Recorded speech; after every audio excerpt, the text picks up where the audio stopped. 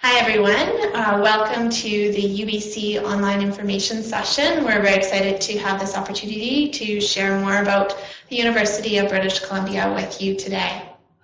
So to start off, I've got a couple of introductions. So my name is Anna Reitmeyer and I work as an advisor and a recruiter with international students. So when students and their parents and their school counselors are considering applying to UBC, then they will be in touch with myself or one of my colleagues, and we kind of help guide you through the process of what UBC is all about, and then of course admission requirements and the application process. I'm also joined today by one of our current UBC students. Hi, so my name is Megan. I'm just finished my third year here in the Faculty of Arts, and I'm studying psychology as well as gender, race, sexuality, and social justice. Yeah. Great. So we're really looking forward to sharing some more about what UBC is all about with you today. So to give you a sense of what to expect for this online session, we're going to share with you a little bit about the opportunities that UBC will offer you, and we'll talk about the application process and admissions, and we'll also talk about costs and scholarships and the financial resources available for students. So we'll kind of start off with a little bit about UBC in general.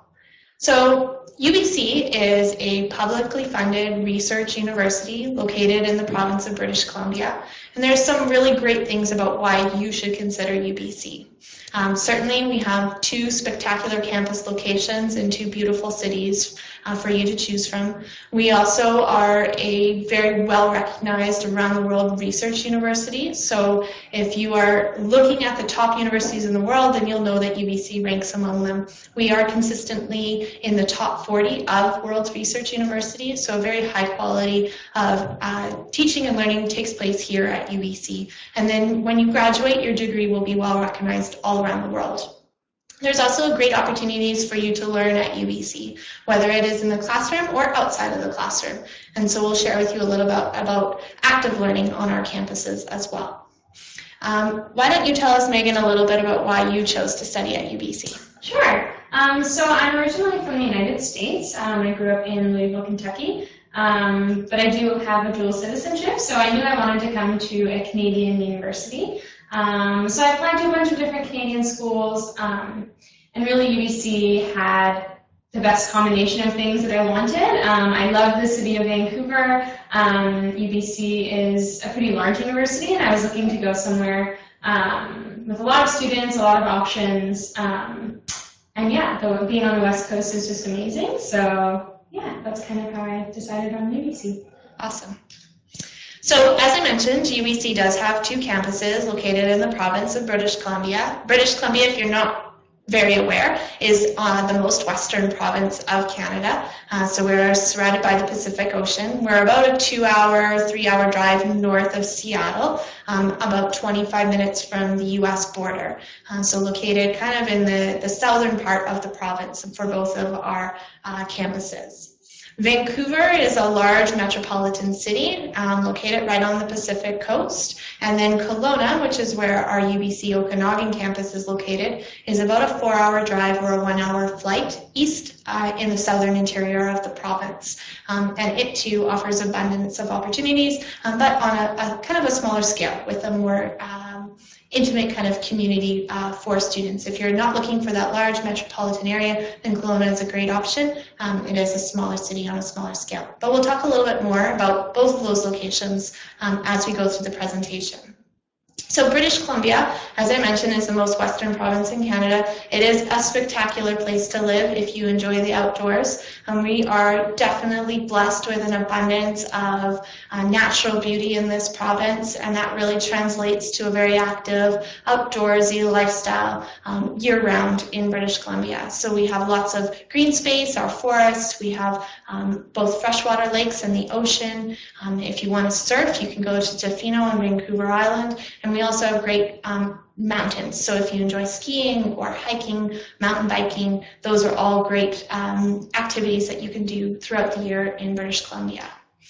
This province is certainly known as a very easygoing, a very livable place to be, and so not only are we living kind of that active lifestyle, but we're surrounded by kind of a place that very much inspires that in us. So if you enjoy the outdoors, then you'll find an abundance of opportunities to kind of enjoy that when you are studying at both of our campuses. So you do get the choice of 2 campuses when you are applying to the University of British Columbia, and really you have a lot of choice of universities out there. There are about 6,000 universities around the world, and it's up to you to decide which is the one that you feel most comfortable studying at.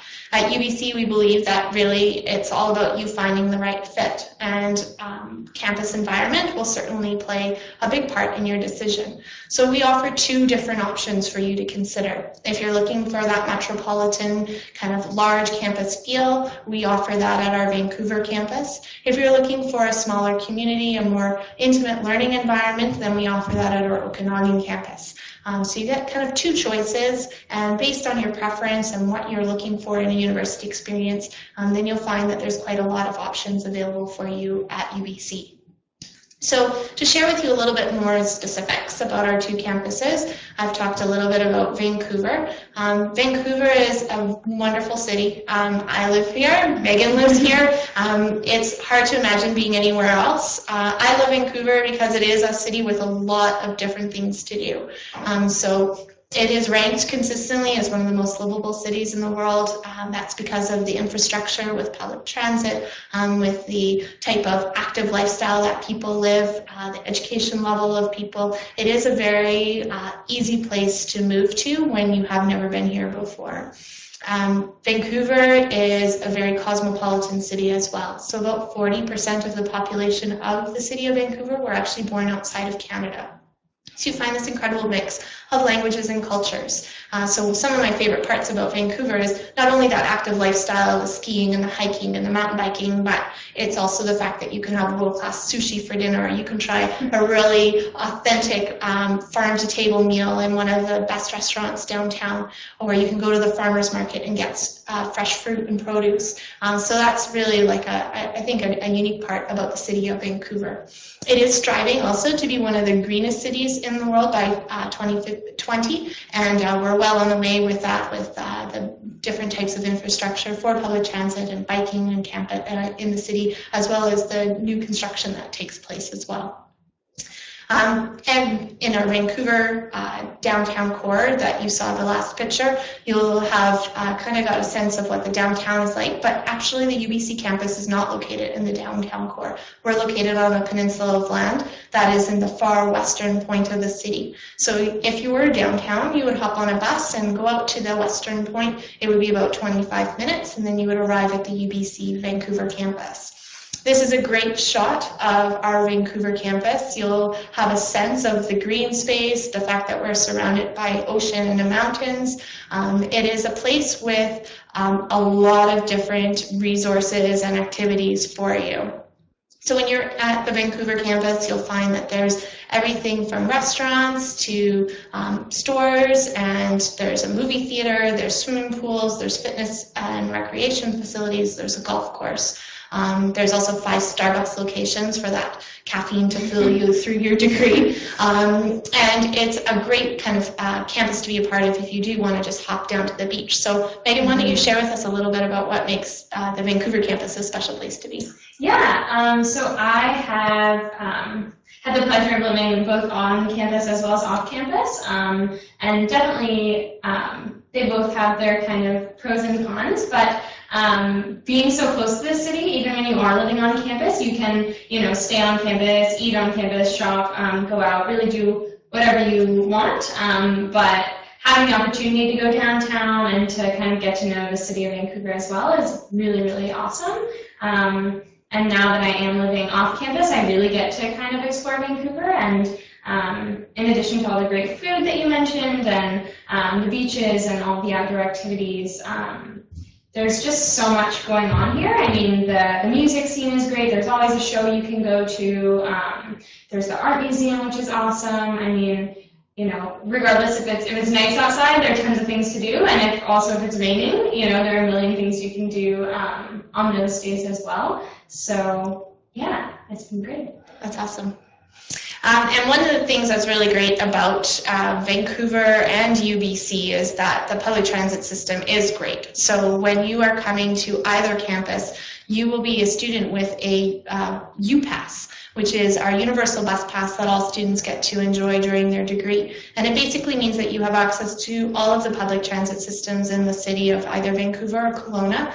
And so you don't need to worry about having a car. You'll have that opportunity to explore both the campuses as well as the surrounding areas and really get to know the city that you're living in during your degree. So to move east, about a 1-hour flight or a 4-hour drive, we'll go to Kelowna. And Kelowna is very much a resort destination all year round. It is a premier place to visit in Western Canada. That is because in the summer, it's a very popular place to go because of the freshwater lake and water sports, the beaches, as well as the fact that it's like the Napa Valley of Canada, so a premier fruit and wine growing region. My favorite is when the Okanagan peaches are ripe, and then it's a great place to visit for a lot of different kind of outdoor activities as well during the summer. The main street of Kelowna actually ends with the downtown beach, so it's a really easy city to be a part of. It's a little different than Vancouver because first of size and then of weather.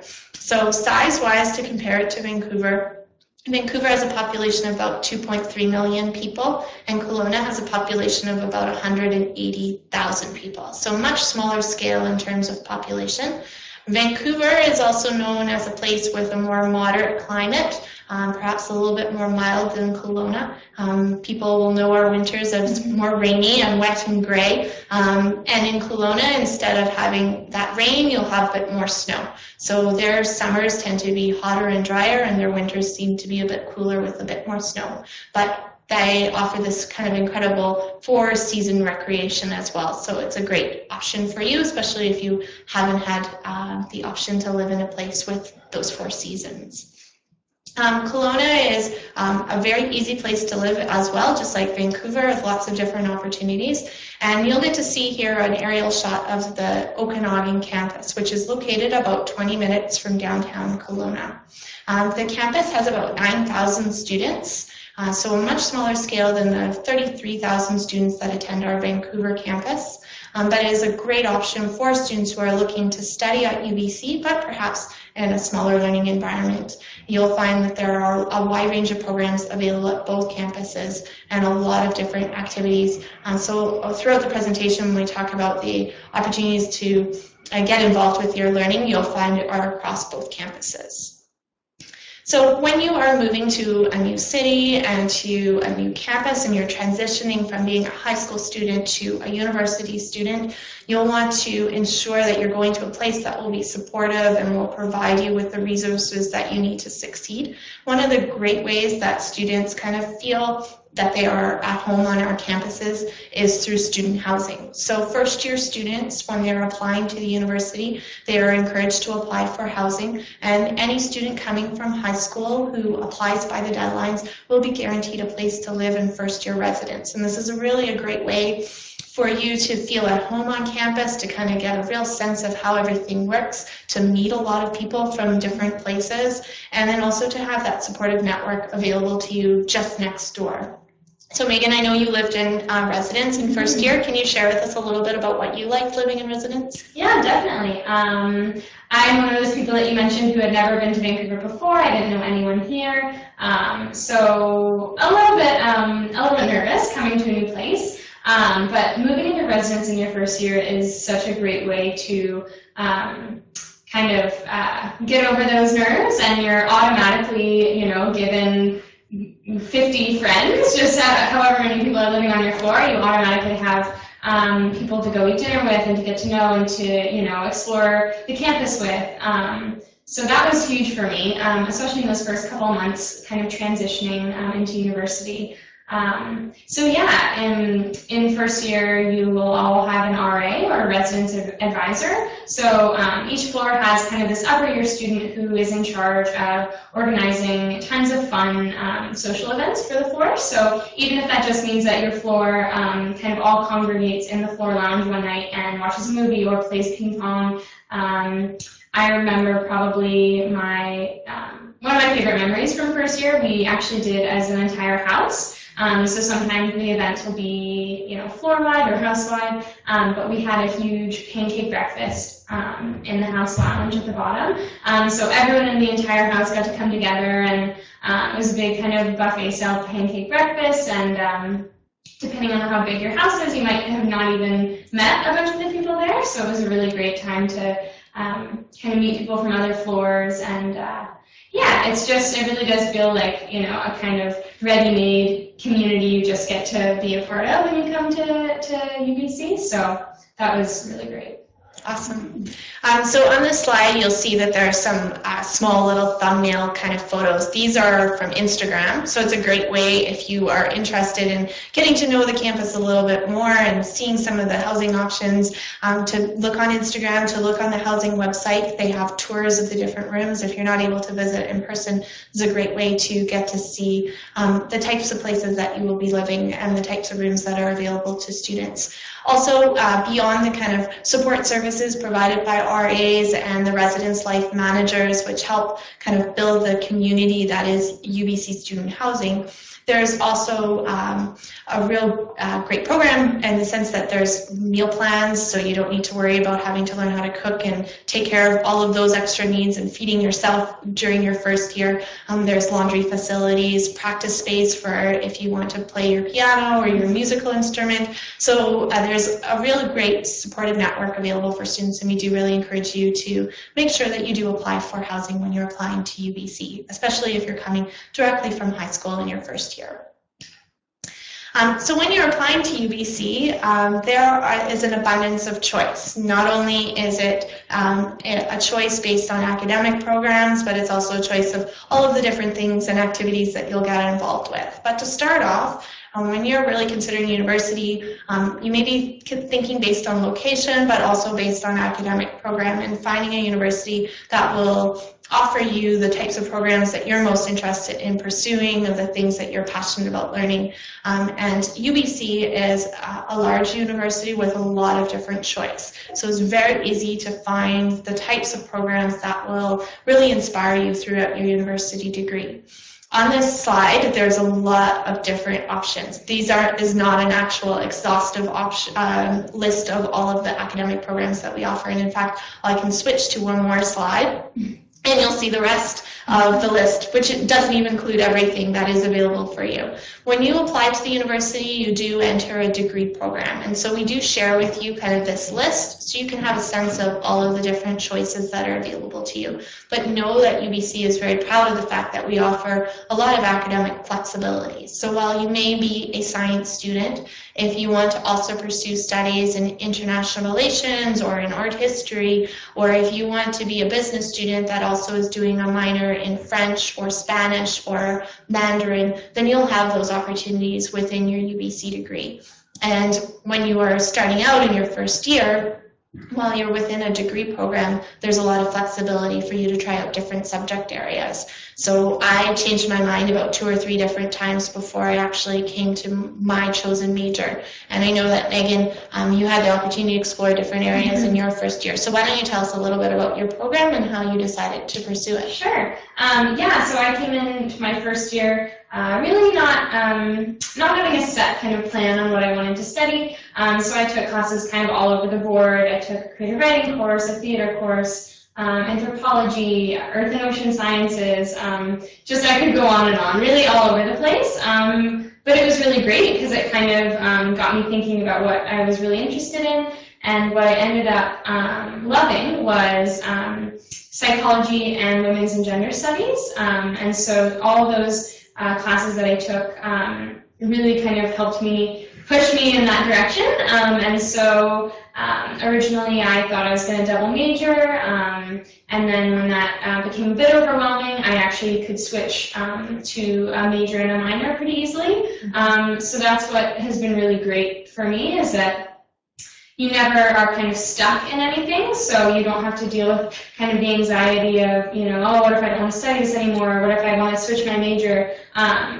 it's really easy to just meet with an arts advisor, for me, for example, and just kind of explain your situation, and then with like the click of a button, you can actually kind of change your degree to what you feel most comfortable with. So yeah, so definitely the flexibility was a huge help to me.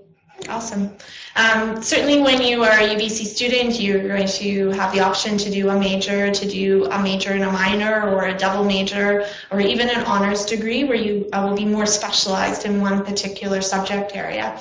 Also, you'll find that there are interdisciplinary options. There are degrees that are specifically built for you to take a variety of different subject areas. So for example, within our coordinated science program and integrated science, you may take courses across several different science disciplines. If you're in international relations, you may take history, political science, economics, a foreign language, and so you really have this opportunity to take courses across a variety of different areas. At UBC, there's great programs within kinesiology, where you study the movement of the body. There are new and unique programs like media studies and the Bachelor of International Economics, which is like a combination of a Bachelor of Commerce degree and a Bachelor of Arts in Economics. So a really great option for students when you really aren't quite sure what you're going to study, is to know that UBC offers a lot of different choices, and you have that kind of first, maybe your second year to really sort out what kind of direction you're going to pursue for your degree. So we'll move on now to kind of the application process. And so it's always important for us to kind of start with the academic program list so you have a sense of what is available to you. Kind of the first step for applying to UBC is choosing your academic program. So this is a general area of study like arts or science, business, or engineering, and then also the campus that you want to study. When you submit your application, you get two choices. So you get a first choice and a backup second choice. And those two choices can be a combination of the same program at two different campuses, or it could be a combination of two different programs at the same campus. So it's really about picking and choosing what is going to be the best options for you. And we really encourage you to be in touch with an advisor. So if you're wondering what would be a good backup choice for your Bachelor of Commerce first choice application, then we can certainly sit down with you and share with you some of those different options. The next thing is step number 2, which is check requirements. And I'll share with you a little bit about the requirements of what UBC is looking for a successful application. But I would really encourage you to do some research. You'll do this for all of the schools that you decide to apply to, but look on our UBC page with specific interest in the admissions section so that you can find out a little bit more about what UBC is looking for when you are applying for admission.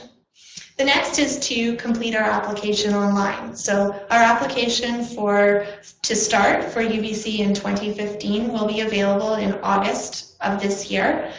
You'll be able to fill out that application completely online. It will be a combination of biographical information that you will share with us, so your name, your address, where you've gone to school, some kind of information about your educational history, and then we'll have a section that's called the personal profile. I'll share a little bit more about you about that when we get to the next slide as well, but the personal profile tells us a little bit more about who you are. And so you'll have about 6 or 7 different questions that will require a response of about 200 to 250 words, and then you can fill in those as you are completing the application.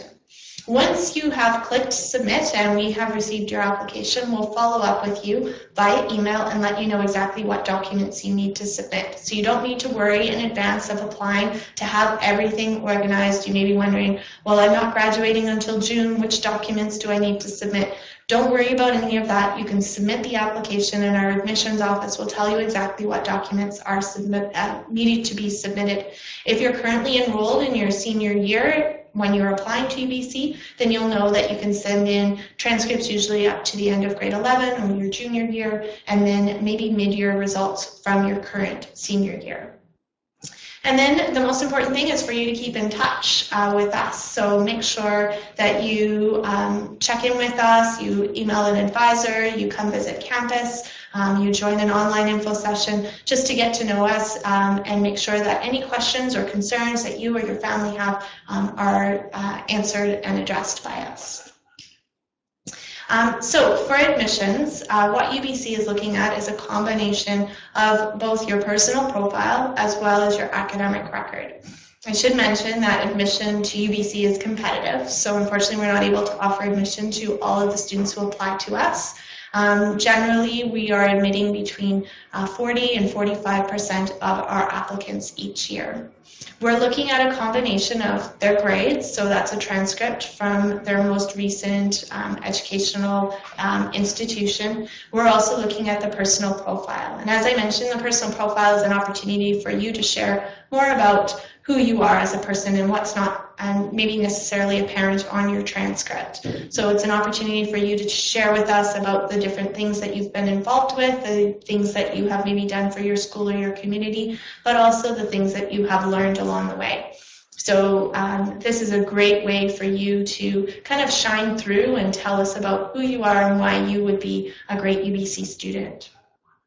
When we are looking at your transcripts, we're going to be looking at general admission requirements. So these are the courses that you would need in high school, likely to graduate, and then there will be program-specific requirements, which are kind of the courses that are going to most set you up for success at UBC.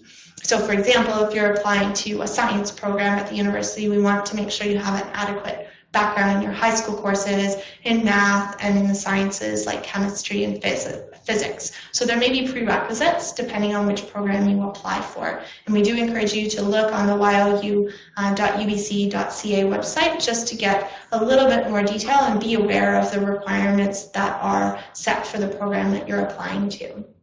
And then because UBC is primarily an English language institution, then all students do need to meet our English language admission standard. And this is just proof that you will be able to succeed in your studies at UBC, that you'll be able to read and to write and understand English throughout the duration of your program. Lots of students will meet that just by studying in a high school where English is the primary language of instruction. We have students who meet this requirement by taking a standardized English test like a TOEFL or an IELTS. We also have students who come to UBC and study a little further in order to improve their English language skills, and then they transition into a UBC degree program. So there's a lot of different options available for you, and again, it's a great kind of part to do a bit of research on our website. So also when you're looking at universities, you're going to be budgeting, you're going to be talking to your family about what is possible for you to afford and what options are available to you. So you'll see on this screen kind of the list of major tuition fees and expenses that you can budget for in your first year. But I'll also mention that on our website, ylou.ubc.ca, there's a great cost calculator. And this is basically where you can go and plug in the resources that your family may have, scholarships that you've won, the program that you're going to study, where you're going to live, and have a real sense of the total costs, and that will be applicable for you during your degree. But you'll see here on the screen that the tuition will range for students who are both international students and Canadian students. International students pay the full cost of their education, and that ranges from about 24,000 to 28,000 Canadian dollars per year. If you are a Canadian citizen, then you receive subsidized tuition rates, which means that the Canadian federal government and the provincial government contribute to the cost of your education, and so you pay approximately $5,000 per year for your tuition. As all students will have additional expenses to budget for, we recommend that you plan about $14,000 Canadian to cover things like your room and board, your books, your student fees, and your supplies for 1 year of study. So while this may seem like a lot of money, we know that education is a huge investment for your family. And UBC does provide financial assistance for Canadian students as well as international students. Last year, we allocated about $10 million in financial assistance for international students specifically. Those were through a variety of different means. Some were merit-based scholarships that you automatically were considered for when you applied to the university, and we will continue to do that into next year and the year after. These two awards, the Outstanding International Student Award and the International Merit Entrance Scholarship, are automatically awarded to students and generally when they are offered admission to the university, and they do provide some financial support for your first term tuition fees. We also have major scholarships that are financial needs based. So if you do have financial need to study at UBC, then you can apply for the International Leader of Tomorrow Award or the Don Waring International Humanitarian Award, and these two awards require a nomination by your school, and they are something that you would need to apply for by December 10th. So you can certainly do a lot more research on our website as well. But if you do have questions, certainly be in touch with us before you submit your application later this year. And we also do offer some continuing awards. So this is awards given to students who are going from first year to second year, or second year to third year, or third year to fourth year. And it is usually recognized very strong students or students who've been involved with their community directly by their faculty or by different student organizations on campus. And we also have a dedicated work program where students can work on campus and receive jobs with very fair wages, and it's a great way for you to gain practical work experience throughout your university degree. So I think what is really great about UBC is really the opportunities that you have to learn. It is a university that's recognized for wonderful research, for strong professors who are experts in their field, and what I think is more important for you is how that will impact your kind of university experience and studying at UBC. When you are an undergraduate student at UBC as a part of this research university, you'll have the opportunity to be involved with research if you're interested. We have students who pursue research projects, especially in their upper years of their degree. A great example of that is the picture at the top kind of right-hand corner of your screen, where there's a student with what looks like to be a very space-age looking car. This particular vehicle is a super mileage eco car that can travel the full distance of North America from East Coast to West Coast on a single gallon of gas. You'll also find that research is well supported by great facilities on campus. UBC has a working farm. We have CEERS, which is the Center for Interactive Research and Sustainability, which is pictured on the left-hand side of your screen. It's the greenest building in all of North America. We also have the Museum of Anthropology, which is a great teaching museum. We have TRIUMPH, which is a subatomic particle accelerator, and then there are 22 library branches on campus. So really great facilities to support you and your learning both inside and outside of the classroom while at UBC. We also have great clubs. So there are about 370 different clubs available at UBC for you to pick and choose from. They have club days at the beginning of each school year, so you can go around and sign up for a variety of different clubs, get involved, find out what they offer. Really, clubs is a great way to meet people outside of residence and kind of get involved with that UBC community. Megan will share a little bit about some of the clubs she's been involved with. At UBC, you'll see some of the posters here on the screen that there are really clubs that kind of run the full gamut, whether they're cultural or religious or special interest or arts related or academic. You'll find that there's a lot of different kind of ways to get involved. And if there's a club that doesn't exist for something that you're excited about, then you can actually create your own club. When you're a student at UBC, you'll have the opportunity to learn in the classroom, to go to your degree, but if you'd like to gain practical work experience related exactly to your degree program, there's great opportunities to be involved with co-op.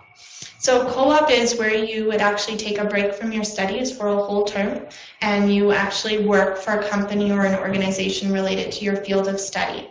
During that time, you're not a university student, you're a co-op student, and you're earning a full salary, working for that company. You're gaining work experience to build your resume, your networking, and then you'll actually come back to campus and study for another term. And you'll probably take 3 or 4 or 5 semesters off in order to be able to do your full year of work experience through the co-op program. And what's really great is, while it does extend the life of your degree by 1 year, it means that you graduate with not only your university degree, but also a resume full of work experience related to your field of study, and really will help you kind of not only find a job in the future, but also to know what type of job you're looking for and maybe what you're not looking for as well.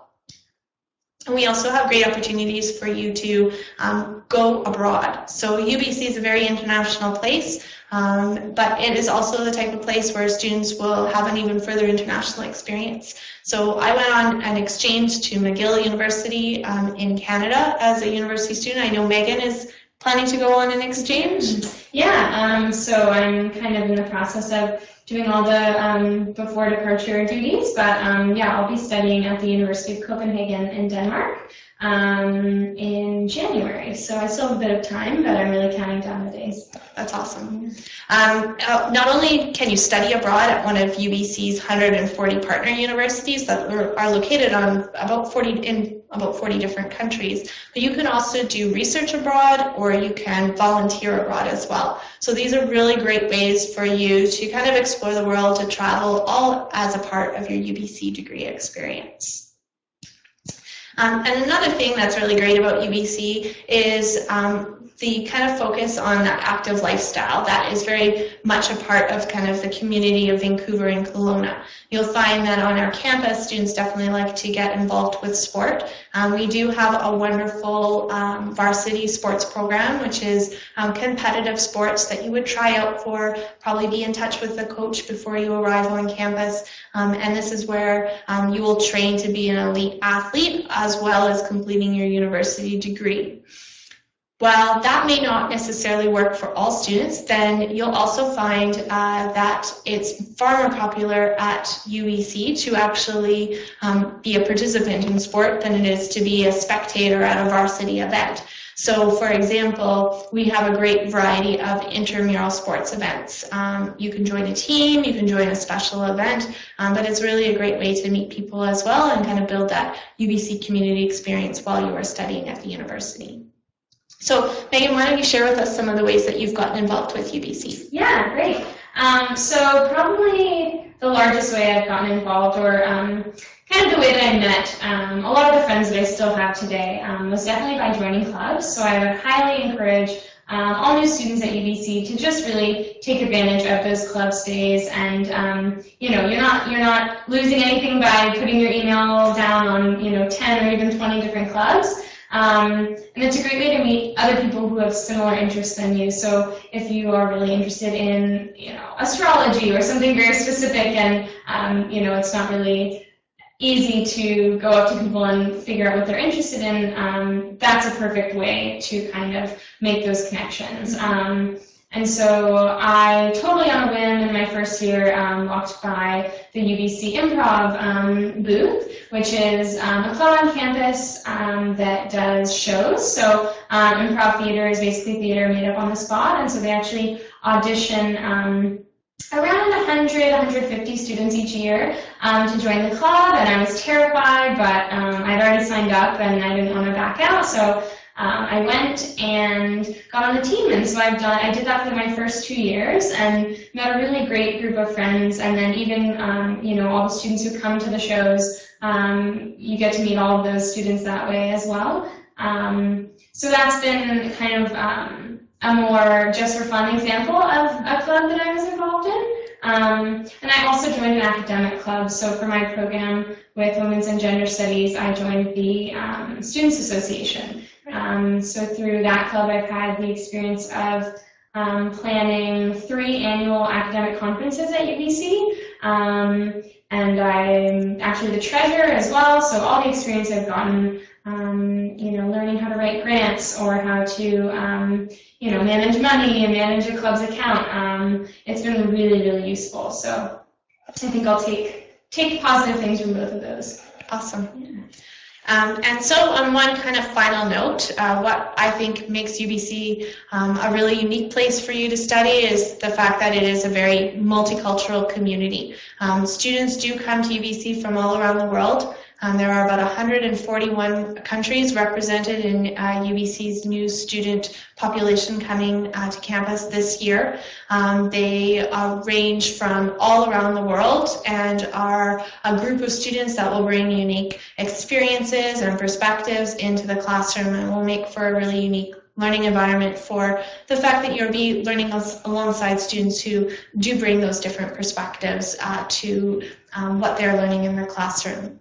If you are interested in going abroad, then you'll have those opportunities to make your UBC experience that much more international. And what I think is really kind of telling is that UBC is a very welcoming community to people from around the world, and so it is a great way to kind of learn in a different type of environment than what you may find in other places. UBC this year was ranked as the most international university in North America, and that is for the partnerships we have with research, for the international student body from where UBC professors are from. So it's really a unique environment for you to consider, and is certainly a part of the kind of active learning experience that you'll have on our campus. So in conclusion, we wanted to share with you some contact information if you want to reach out to us. We have great social media channels that are very active where you can get answers to quick questions. You can also watch videos to get to know UBC more if you don't have the chance to visit. This is a great way to kind of get a sense and a feel of life on campus. And we also have a UBC admissions blog, which kind of gives practical advice throughout the kind of application process about applying to UBC and what is required next. We also have our website listed here, and I've mentioned that a few times through the presentation, and we would encourage you to definitely check out the link, just so that if you have more questions, then you'll know that there is a resource for you to go and visit on your own. But then at the same time, you may have some questions that you want to ask us right now. So we will answer a few of your questions live during this presentation. If you bear with us, we'll just read through them and certainly answer those for you as you go. So one of the questions is how is the price different for students from the United States? So on the slide that we had about tuition rates, we had a slide prices for international students who pay the full cost of their education and the prices for Canadian students. If you are a US citizen or citizen of any other country, be it France or Spain or South Africa or China, then you would all pay the international student tuition rate. So there is no differential for US students specifically. It's a differential based on your citizenship. If you're not a Canadian citizen, then you're considered to be an international student. If a student was applying to UBC and is not able to afford the tuition, then they should definitely consider applying for our major scholarships like the International Leader of Tomorrow Award or the Don Waring International Student Award. Those are two awards that are created for students who are excellent, very strong students who academically are very prepared to study at UBC but financially are not able to.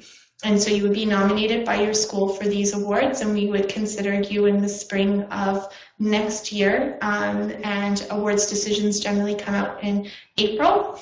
And so you would know before you decide to study at UBC if you receive that type of financial award that you need, that it's a great resource available for students. So I do encourage you to look into that further. One other question we had was, is medicine included at UBC? Medical school in most universities in North America is a post-baccalaureate program. So that means that you need to have at least 3 years of a university degree completed before you apply to medicine. So if you were to come to UBC, you may pursue your studies in sciences, or you may go out on a completely different limb and study in arts or in business and do pre-med prerequisites as a part of your degree. And you can do that because it is quite a flexible first year, second year, third year experience at UBC.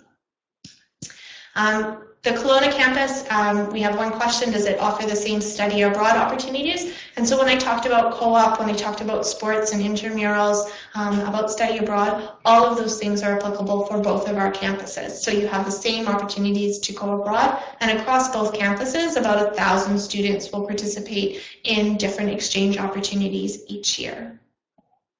The next question that we have is how many students are in an average undergrad class? So I can maybe give the statistical answer and Megan can give the practical experience. So at UBC, generally in your first year, about half of the classes you have will be under 100 students and half will be over 100 students. The class average is just slightly over 100 total.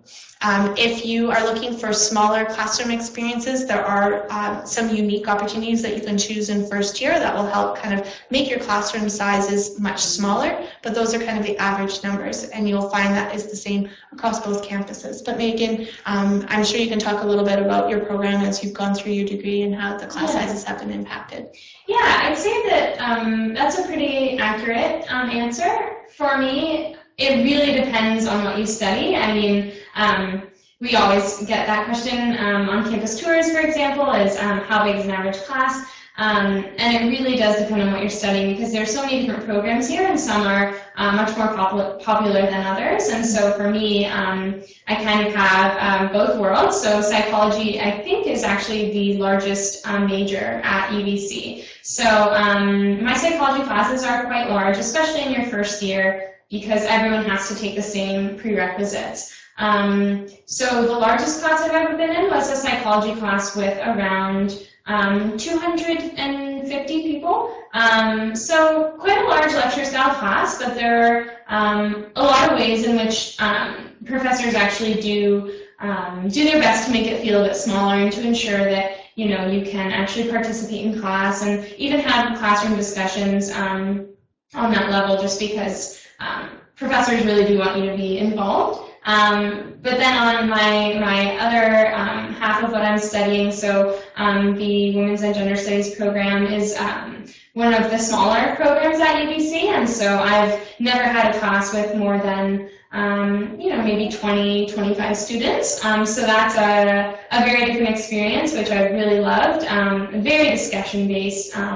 A lot of the times the professor will be literally sitting, in a circle with us, and getting kind of both of those experiences has been really cool. So it does depend. Exactly.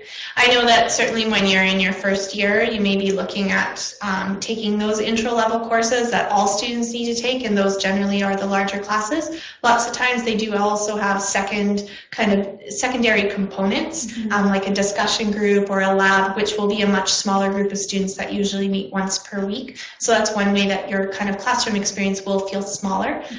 The other option is when you move through your degree, you'll find that as you get more specialized, then you'll be in classes that are much smaller as well.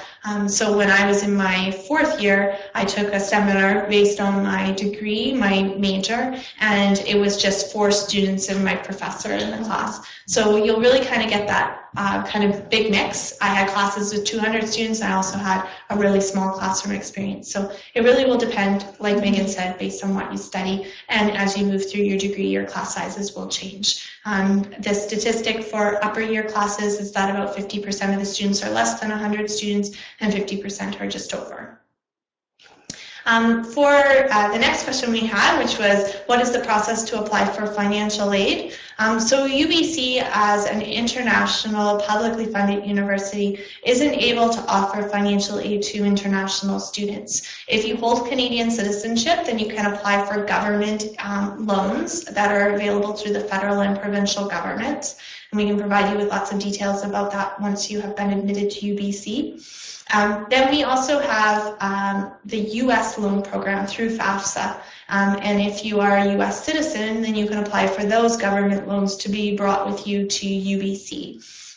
Beyond those 2 government loan programs, there are no kind of financial aid packages that are available. It is based on the scholarships that are offered by the university. So one student asked a question about the IB diploma. We definitely do look at the IB diploma. If you are doing any type of advanced curriculum as a part of your high school studies, be it college level concurrent courses, like a Running Start program, If you are doing AP classes or IB, then we will certainly look at those as extra rigorous academic programs. We do grant first-year course credit for classes like that, and we also will look at those as advanced type courses. And so when we're looking at the grades that you received, all of those are given additional weight in our consideration.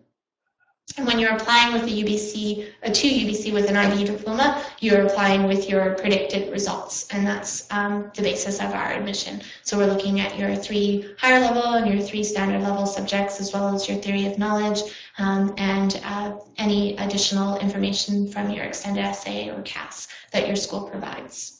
So there was another question about, is the atmosphere at UBC competitive? Not talking about admissions, but the overall kind of atmosphere of UBC. I'm not sure. I guess that means like, are everybody trying to like beat each other and getting the best grade in the class? So maybe Megan, you can share a little bit about your experience. Sure. I mean, I think just considering that it is, you know, quite a high-ranking and academically rigorous university, there is I wouldn't say competitive, but there is a spirit of, you know, wanting to do well. But I think in terms of, you know, a competitive nature, wanting to make the highest grade in a class or something like that, I've never really experienced that.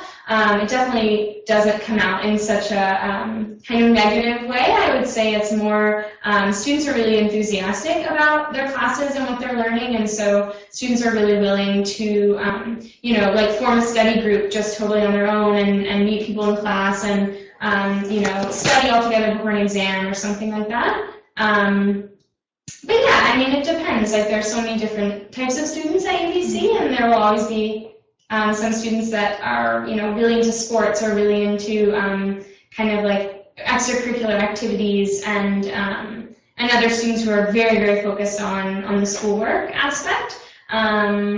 So yeah, I think it depends. Yeah. Okay. I think that UBC is definitely the type of place where you have to study hard to do well. It's not the type of place where you can just slack off and show up and write your exam and then do really well. It is the type of place where you're going to put that time in. So maybe some people naturally will then move towards that kind of competitive nature. But I think generally it's the type of place where people are really proud of the academic work that they're doing and trying really to be successful as students throughout their university degree. We have a couple questions about combining majors and minors. If you're studying in business, can you also do a minor in biology? There is definitely some flexibility within the business program, and they do encourage students to study outside of their degree program. So what we would always encourage you, no matter what degree program you're interested in, is to talk to your academic advisor. Or if you're making your decision based on these types of options that are available, then certainly to contact an admissions advisor before you apply to the university. But generally, you'll find that there are minors available outside of the degree programs for almost all of the different degrees available at UBC. There's further questions about scholarships, and so definitely do look at UBC, the you.ubc.ca webpage for information on costs and scholarships to do a little bit more research about the options that are available. If you would like to start at UBC in the coming year, I'll tell you a little bit about the dates. So we have a student who's asked about when you can start applying. Our UBC application will be available online starting in later August of 2014. It will be online for a number of months. So you can actually apply all the way until the end of January 2015. We would encourage you to apply early. The earlier you apply, the sooner your application will be processed, the sooner we'll be able to tell you which documents to submit, the sooner you may get those documents into us, which will allow us to give you an early admissions decision. So it is a good idea to apply before the application deadline. Once you are completed your application and kind of submitted all of your documents, know that we start making admissions decisions in mid to late January, all the way through February, March, and early April.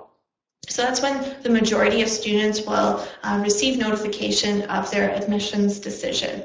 And then once you have been admitted, you will either start at UBC in the summer session, if perhaps you've taken a year break from school. The summer session runs from May until August. But most students will come to UBC for our winter session, which starts in very early September. So the winter session is made up of 2 terms. One runs from September until December, and then our second term runs from January until April. And during that time, there's a few kind of long weekends. There's a 1-week break in February, but otherwise you're kind of in school for about 8 months of the school year.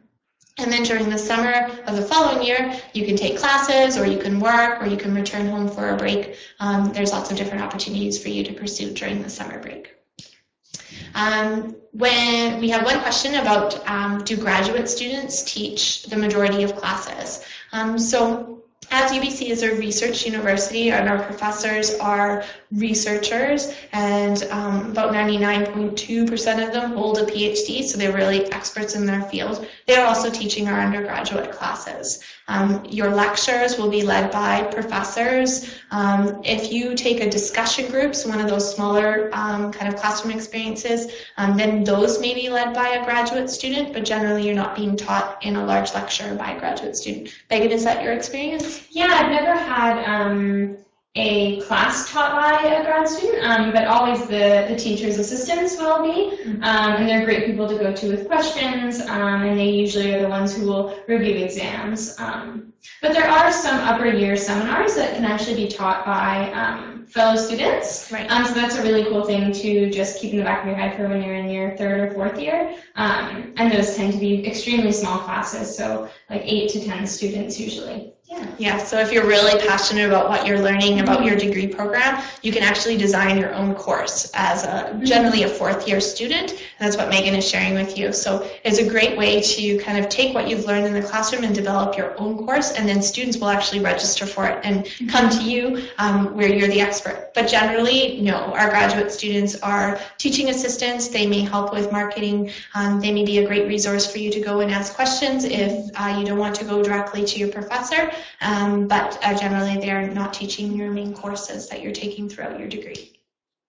One person asked how they can apply as an international student, so the best place to start is go to the you.ubc.ca webpage and to click on admissions, and there you'll find out about how to apply, the admission requirements, the timelines, any types of deadlines that are applicable for you, and get a lot of extra kind of resources for you to use throughout the next few months.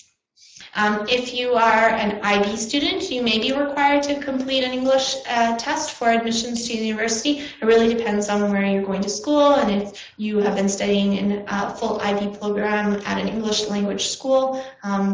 So it really will depend on your particular situation. You can certainly ask us by contacting us through our website, or individually, if you'd like, you can apply to the university, and then the admissions office will let you know how you can satisfy the English language admission standard. One person has asked if what type of scores we're looking at on the IB diploma. That's a lot of very specific details, but generally to be competitive, you're looking in the kind of 32 overall IB points and above to be competitive for admission to the university. Deadlines for the application will be the end of January 2015, and you will have to submit all of your documents generally by the middle of March of 2015. On the application, you can only choose 2 choices. So there's not multiple program options available for you. You can choose a first choice and a second choice. And as I mentioned before, that's a combination of one program at 2 campuses or 2 different programs at the same campus. You can definitely then apply to both campuses.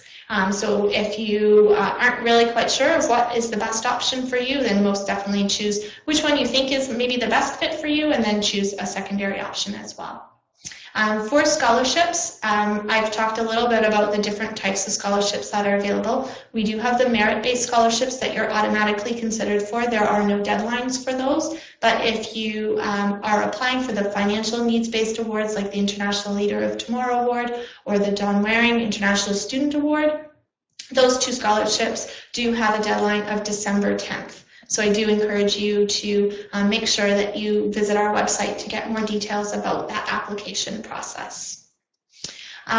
We are almost running out of time for this session, So we definitely encourage you to reach out to us through social media, through our website. There's contact information there. So if you would like to be in touch with us, we would be more than happy to hear from you. We will also share with you a recording of this session and be in touch to let you know how you can email us if you have further questions. But otherwise, Megan and I have enjoyed the opportunity to speak with you and to answer some of your questions. If we weren't able to get to your questions, there'll still be a chance to connect with us in the future. So thank you very much for your time today. We wish you the best of luck while you are considering your different university options and then going through the process of applying. Yeah, thank you so much and good luck.